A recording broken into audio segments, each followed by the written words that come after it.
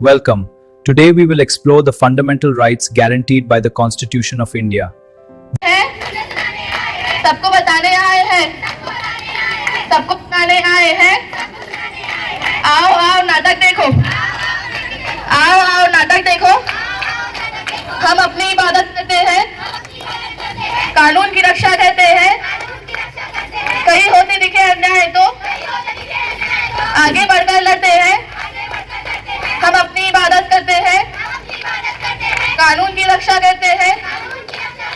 कहीं होते दिखे अन्याय तो आगे बढ़कर लड़ते हैं। चलिए तो शुरू करते हैं। साहिबान, मेहरबान, कदरदान, अब्दुल हाई स्कूल के स्टूडेंट आपके सामने पेश करने जा रहे हैं आज का एक्ट कानून की अहमियत।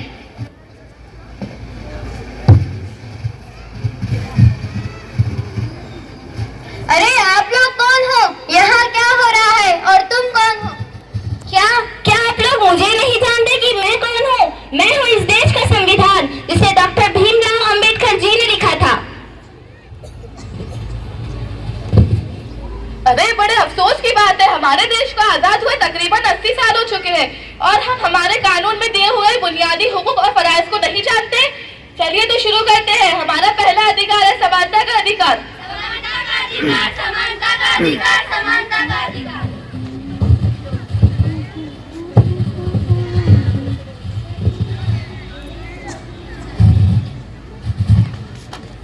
अरे अंधा है क्या? देख के नहीं चल सकता? लंगड़े कहीं के?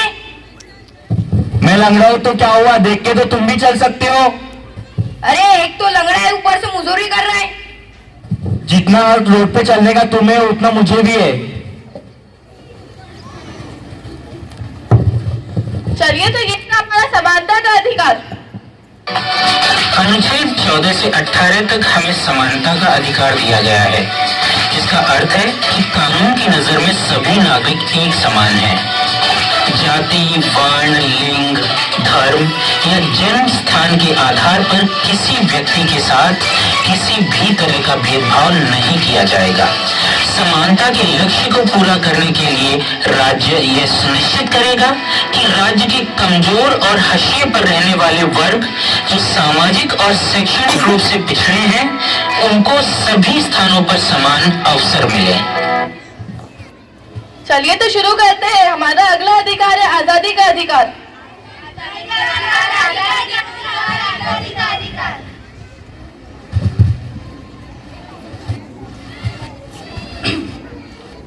अब्बू अब्बू मुझे ट्रिप पर जाना है, 3000 रुपए चाहिए।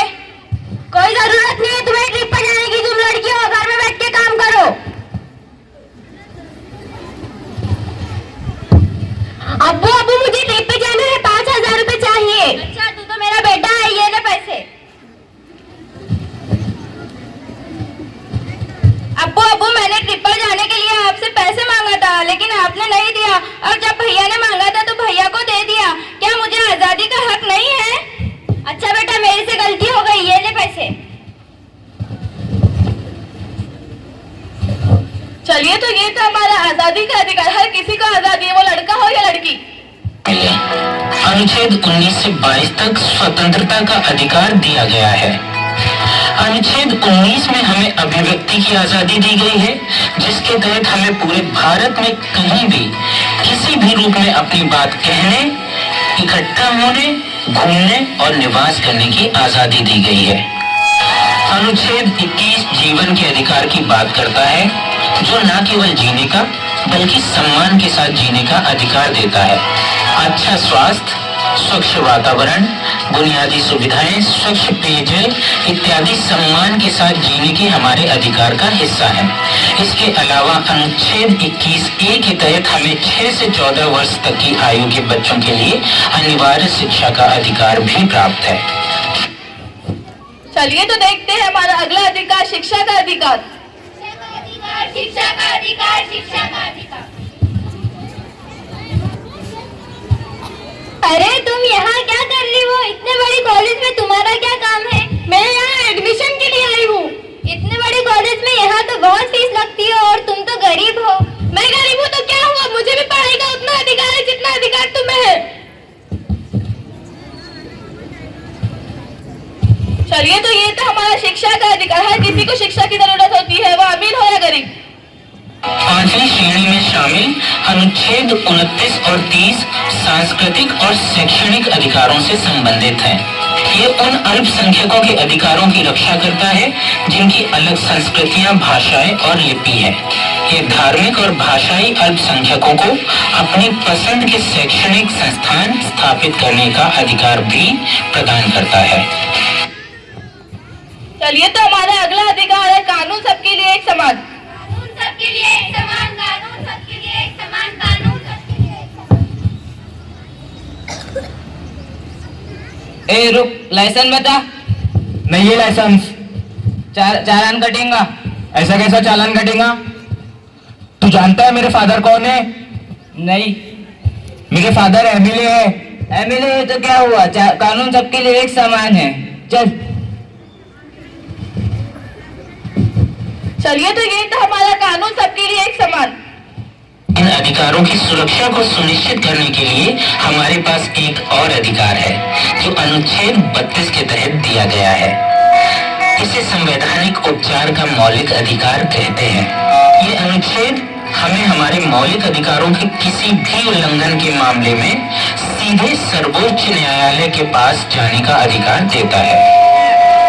मौलिक अधिकार जीवन के सभी महत्वपूर्ण पहलुओं को कवर करते हैं और नागरिकों के लिए सबसे शक्तिशाली उपकरणों में से एक है। चलिए, तो हमारा अगला अधिकार है मजहबी आजादी का अधिकार।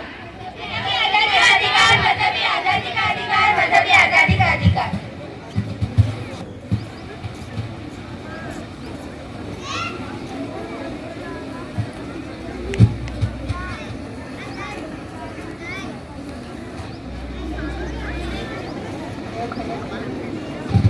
अरे तुम यहाँ क्या कर रही हो? तुम यहाँ इबादत नहीं कर सकती। हमारे कानून ने मजहब की इबादत करने का हक दिया है और मजहब को मानने का भी हक दिया है। चलिए, तो ये तो हमारा मजहबी आजादी का अधिकार। चौथी श्रेणी में अनुच्छेद 25 से 28 तक धार्मिक स्वतंत्रता के अधिकार दिए गए हैं, जिनमें सभी धर्मों के साथ समान व्यवहार किया जाता है। इसके तहत किसी भी धर्म का अभ्यास, प्रचार और प्रसार करने की स्वतंत्रता मिलती है। अपने धर्म के प्रचार के लिए कोई भी धार्मिक संस्थाएं स्थापित कर सकता है और धार्मिक निर्देश दे सकता है। चलिए, तो हमारा अगला अधिकार है शोषण के खिलाफ अधिकार। शोषण के खिलाफ अधिकार, शोषण के खिलाफ अधिकार।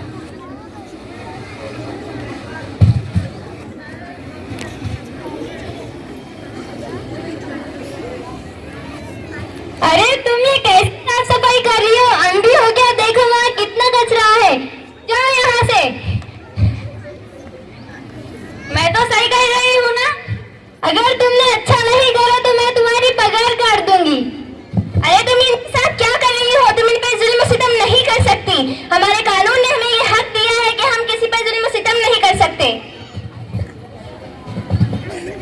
चलिए, तो ये तो हमारा शोषण के खिलाफ अधिकार है। किसी पर जुल्म सितम नहीं करना चाहिए। तीसरी श्रेणी में अनुच्छेद 23 से 24 तक कई प्रकार के शोषण के विरुद्ध अधिकार दिए गए हैं। इस श्रेणी के अंतर्गत मानव तस्करी और किसी भी प्रकार की बंधुआ मजदूरी का निषेध है। यह बाल श्रम पर भी प्रतिबंध लगाता है, यानी 14 साल से कम उम्र का कोई भी व्यक्ति खतरनाक कारखानों, खदानों आदि में काम नहीं कर सकता है।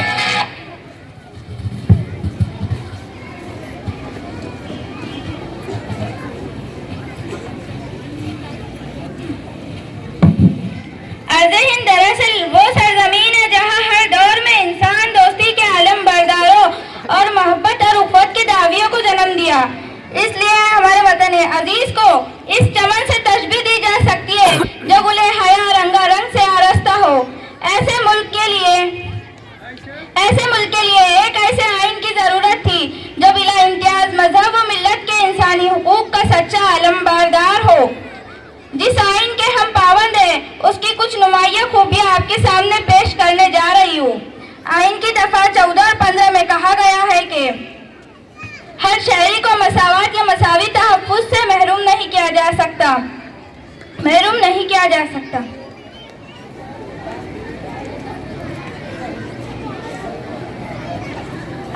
अल्लाह अब्बुल इज्जत से दुआ गो हो के इस सरजमीन को तमाम किस्म के शर्व फितन से महफूज रखे और इसकी बागडोर मुखलिस हाथों में रखे ताकि वो इस मुल्क को सालमियत और अमन व अमान की राह पर ले चले।